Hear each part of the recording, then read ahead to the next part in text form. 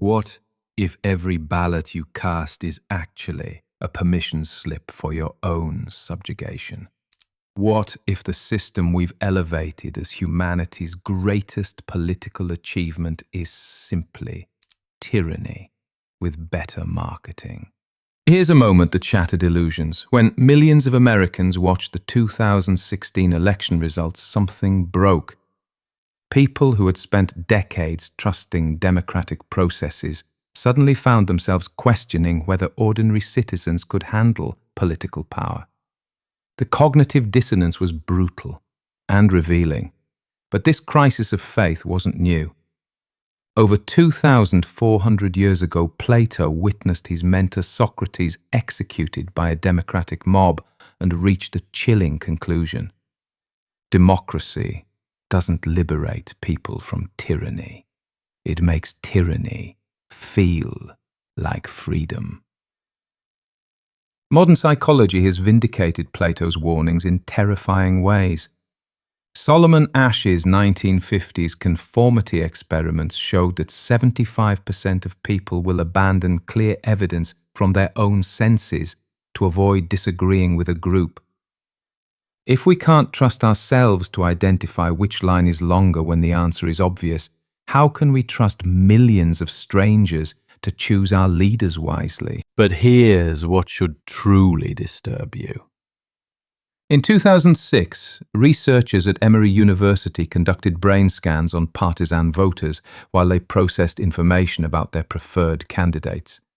When confronted with clear evidence of their candidates' contradictions or failures, the brain regions associated with reasoning showed no increased activity, while emotion circuits lit up.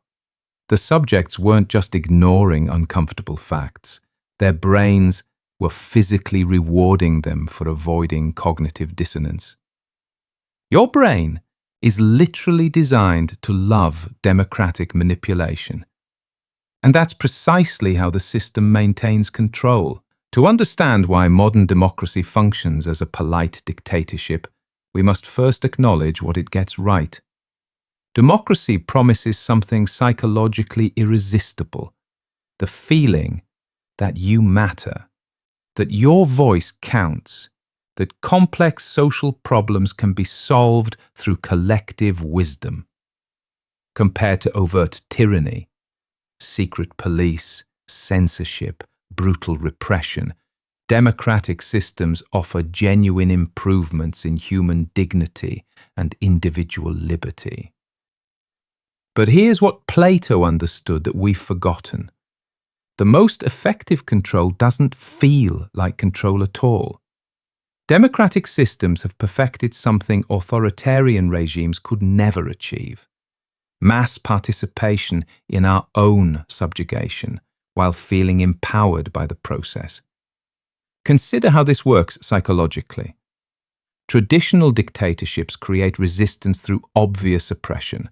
People know they're being controlled and develop underground networks, secret codes, revolutionary movements.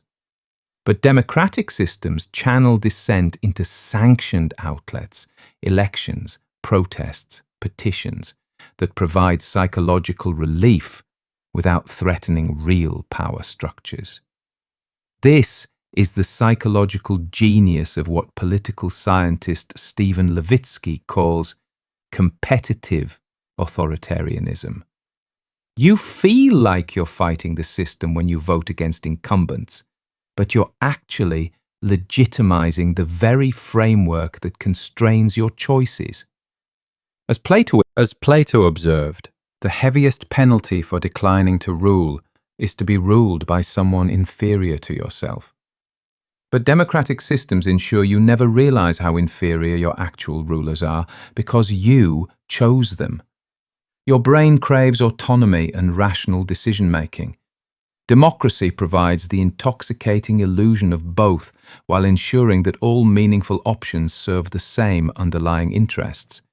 The house always wins, but you keep gambling because each bet feels like your choice.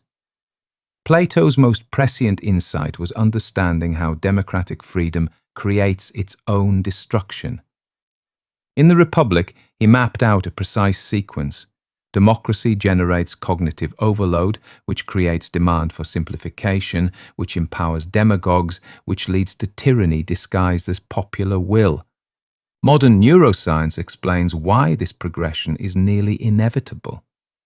When faced with information overload, your brain's prefrontal cortex, responsible for critical thinking, becomes overwhelmed and shuts down.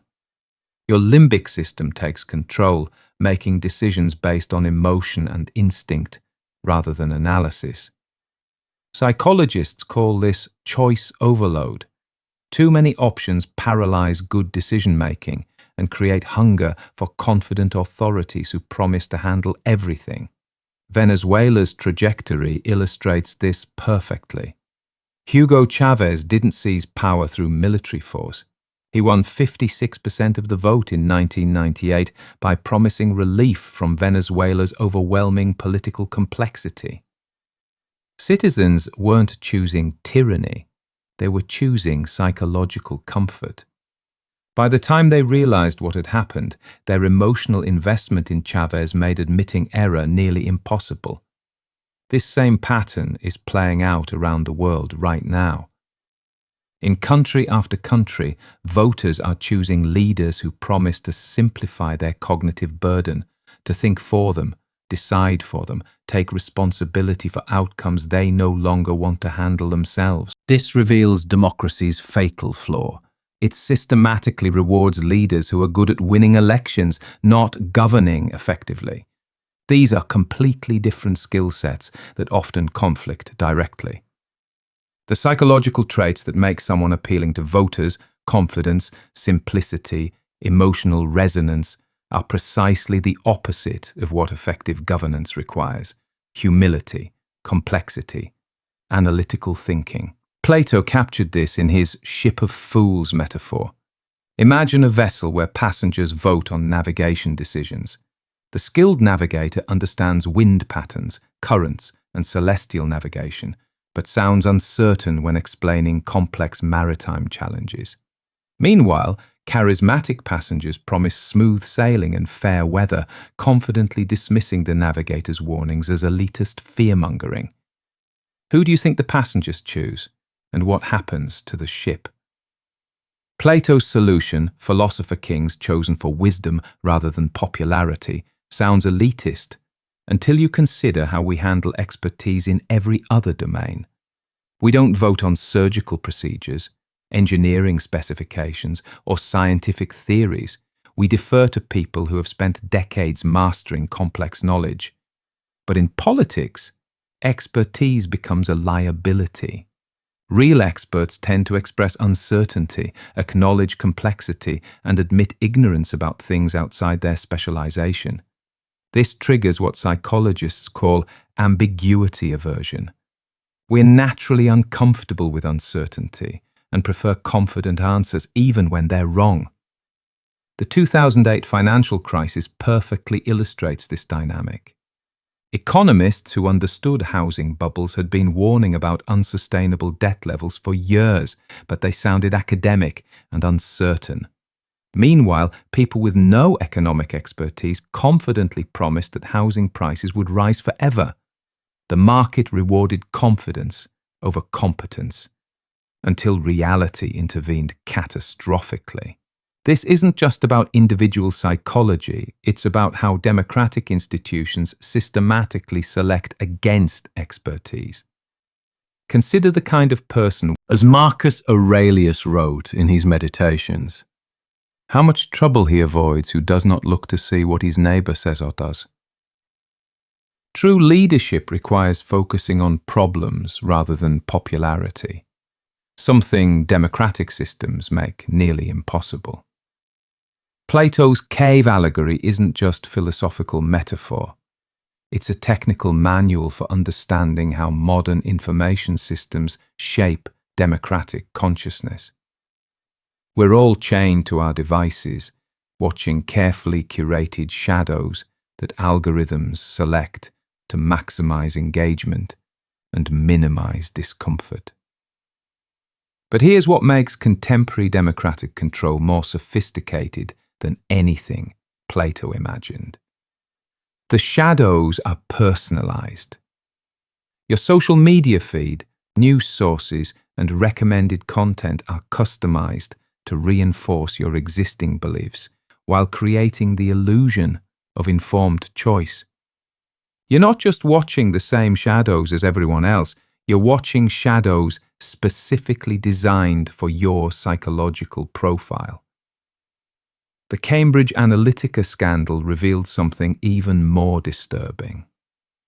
Using psychological profiles built from Facebook data, political operatives could target individuals with customized messages designed to exploit their specific psychological vulnerabilities.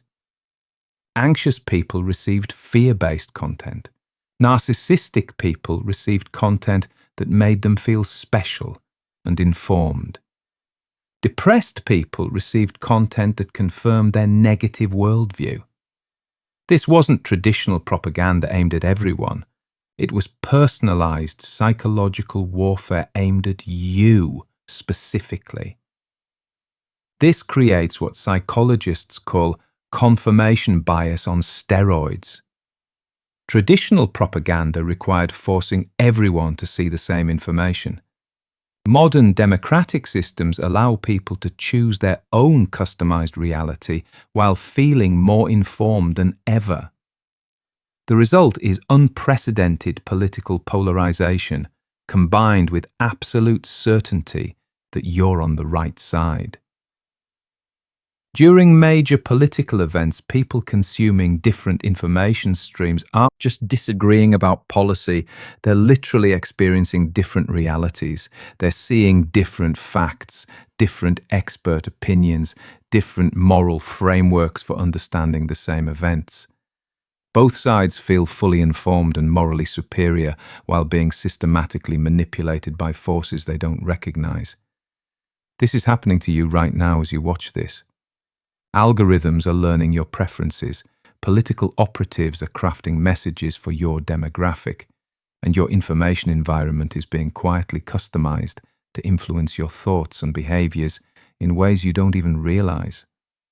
This is why fact-checking doesn't work and why political debates feel increasingly futile. When people encounter information that contradicts their customized reality, they don't change their minds.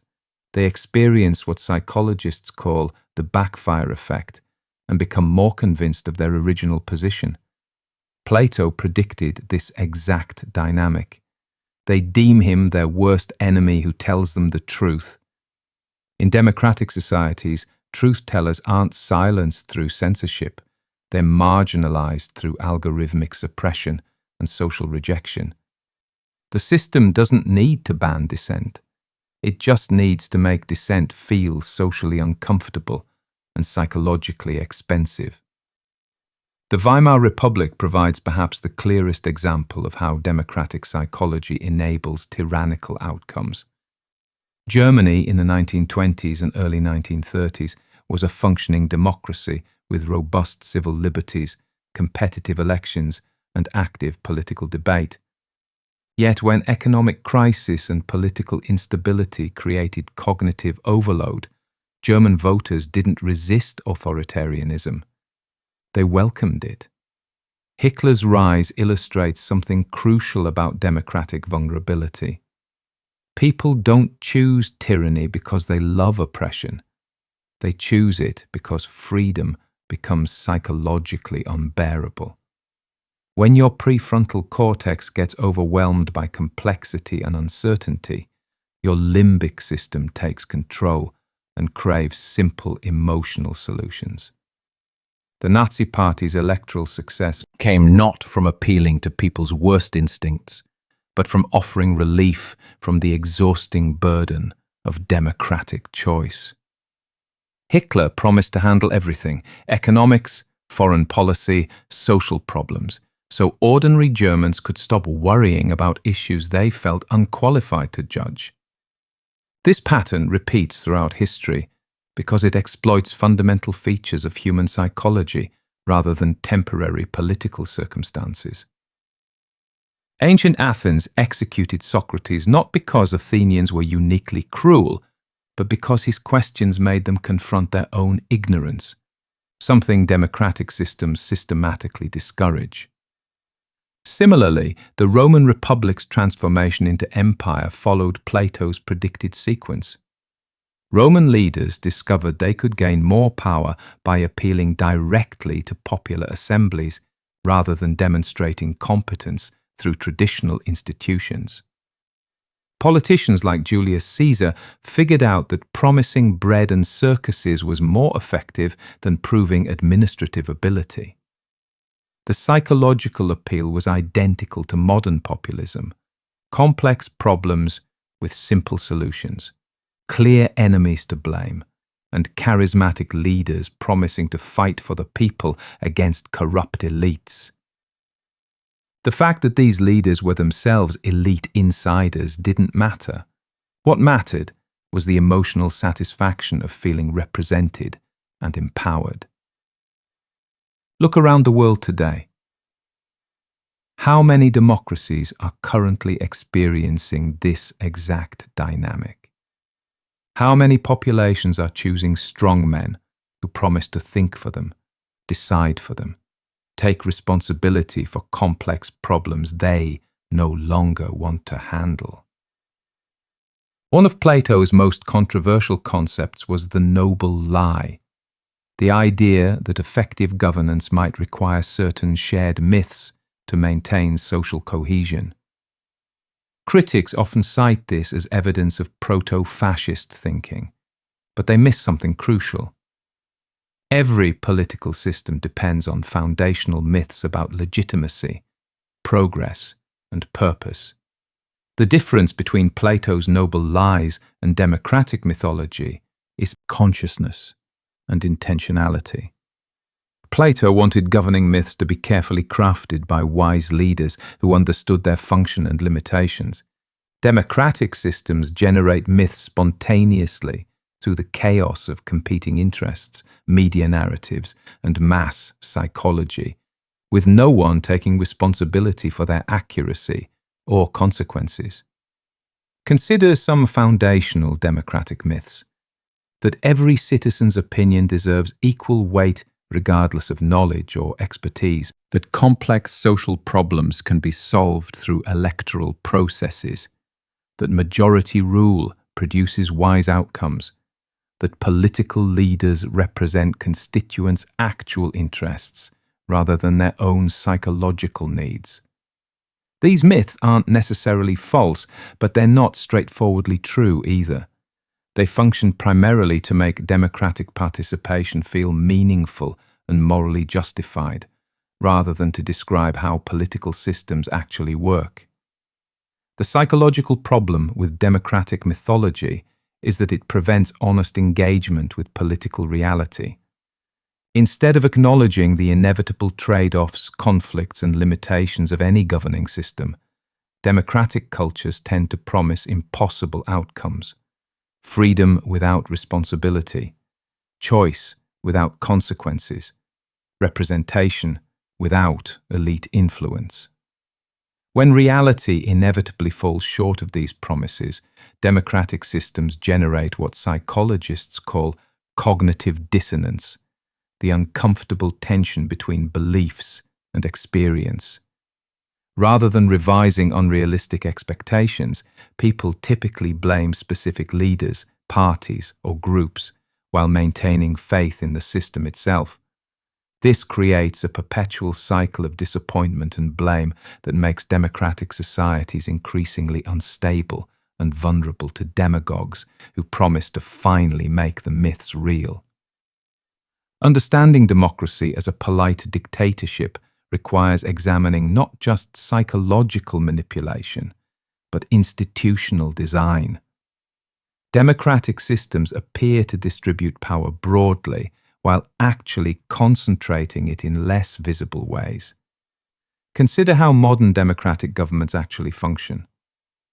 Elected officials make highly visible decisions about relatively minor issues, while crucial policy areas, monetary policy, regulatory frameworks, international agreements, are handled by unelected bureaucrats, technical experts, and international organizations largely insulated from democratic pressure.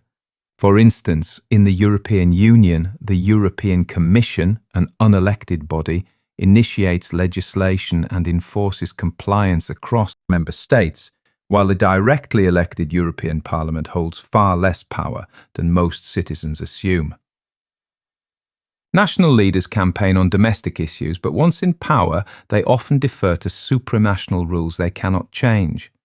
Voters are thus offered the illusion of influence in systems where the most consequential decisions are made elsewhere. This creates what political scientists call the democratic deficit. Important decisions get made by people who aren't accountable to voters, while elected officials who are theoretically accountable have limited influence over outcomes that actually affect citizens' lives. Meanwhile, the visible aspects of democratic governance, campaigns, debates, elections, consume enormous psychological energy while having minimal impact on substantive policy.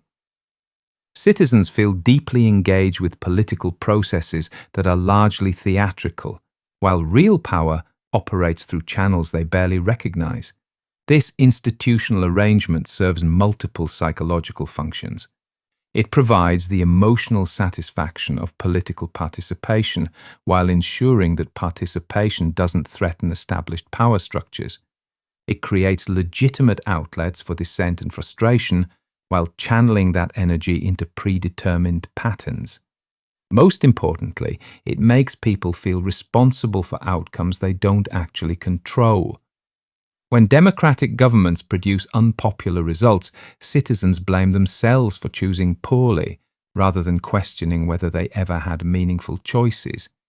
When policies fail, the response is typically to demand more democracy, more participation, more transparency, more electoral competition, rather than examining whether democratic processes are structurally capable of producing better outcomes. This is the genius of the system. It makes you complicit in your own powerlessness while convincing you that you're in control. Before accepting Plato's critique entirely, we should acknowledge its limitations and consider democratic theory's strongest counter-arguments. Joseph Schumpeter's competitive theory of democracy, for instance, doesn't claim that voters make wise policy choices, but rather that electoral competition creates incentives for leaders to serve public interests, similar to how market competition benefits consumers without requiring them to understand production processes.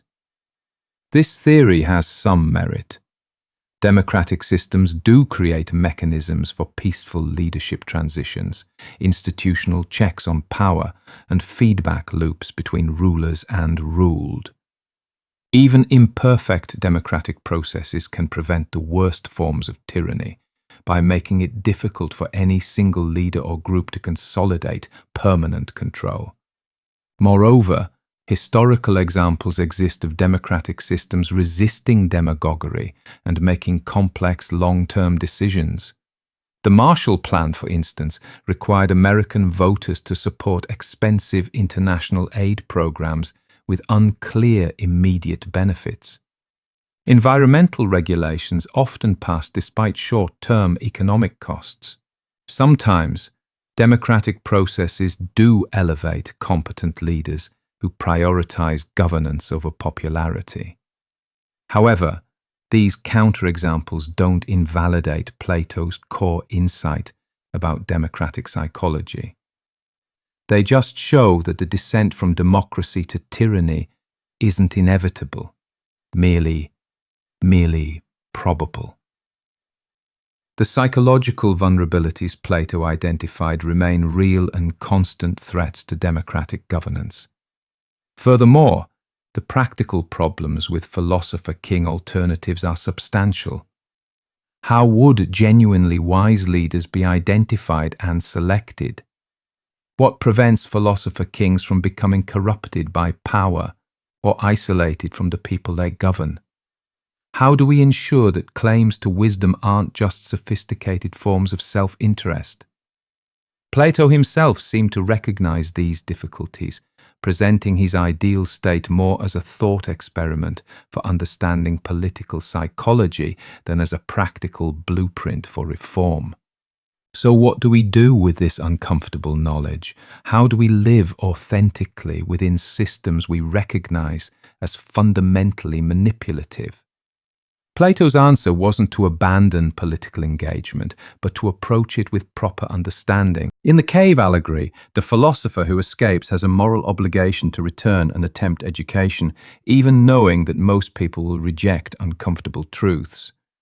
This means engaging with democratic processes like a conscious participant rather than an unconscious victim. Instead of expecting democracy to be something it isn't, a system for translating popular wisdom into effective governance, we can appreciate it for what it actually is, a method for managing human psychological needs while maintaining relative social stability. Consciousness doesn't solve the fundamental problems with democratic governance, but it does change your relationship to political participation. When you understand how your brain gets manipulated by confident leaders, emotional appeals, and tribal identity, you can develop some resistance to these influences. When you recognize that your political opinions are shaped more by psychological needs than rational analysis, you can become more humble about your certainty and more curious about perspectives that challenge your assumptions.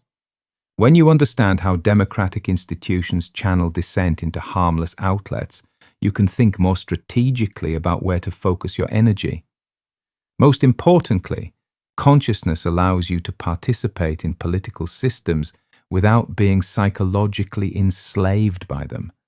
You can vote, advocate, and engage while maintaining critical distance from the mythology that makes these activities feel more meaningful than they actually are. This isn't about becoming cynical or withdrawing from civic life. It's about engaging more intelligently, with full awareness of the psychological mechanisms at work. Plato believed that political systems reflect the psychological character of their citizens.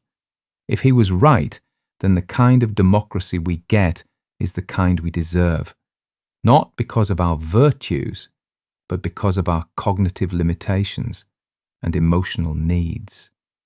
We want to feel informed without doing the difficult work of learning. We want to feel autonomous without accepting the responsibility that comes with real freedom. We want simple answers to complex problems, confident leaders in uncertain times, and someone to blame when things go wrong. Democratic systems give us exactly that, the feeling of political agency without its substance, the comfort of collective decision-making without individual accountability, the satisfaction of moral superiority without the burden of moral consistency. But understanding this dynamic is the first step toward transcending it. When you stop expecting democracy to be something it isn't, you can start engaging with it more strategically and less emotionally. When you recognize your own psychological vulnerabilities, you can develop some resistance to manipulation. Right now, as you're watching this, the same psychological mechanisms that destroyed democratic institutions in Germany, Venezuela, and countless other nations are operating in your country. The personalized information warfare that turns neighbors into enemies is targeting your social media feeds. The choice overload that makes people crave authoritarian simplicity is overwhelming your cognitive capacity every day. The demagogues are already among us, promising relief from the complexity and uncertainty that freedom requires. They're gaining support not because people are evil, but because people are exhausted by the psychological burden of democratic participation, exhausted by choices they feel unqualified to make, exhausted by the responsibility of self-governance. The question isn't whether modern democracy functions as a polite dictatorship. Plato's analysis makes that clear. The question is whether you'll participate consciously with full awareness of the psychological mechanisms at work, or continue sleepwalking through the motions of citizenship, while real power operates beyond your awareness. This choice isn't about cynicism versus idealism, it's about consciousness versus unconsciousness. Plato saw this choice coming over 2 millennia ago. He witnessed it in ancient Athens, predicted it would repeat throughout history, and his insights applied perfectly to our contemporary situation. The only difference is that our democratic illusions are more sophisticated, our psychological manipulation more subtle, and our need for uncomfortable self-awareness more urgent than ever. Your brain wants you to reject this message because it threatens comfortable beliefs about the system you live in. That reaction, that's exactly what Plato was talking about. The choice to think past that reaction, that's the first step toward genuine freedom. The unexamined democracy is not worth preserving, and the unexamined citizen is not truly free. The most dangerous tyranny is the one that feels like freedom, and your brain is wired to love it. Question your assumptions. Seek uncomfortable truths. The shadows on the wall are more beautiful than reality, but only reality can set you free. The cave is comfortable, the light is harsh, but the choice to step toward the light, that choice is still yours for now.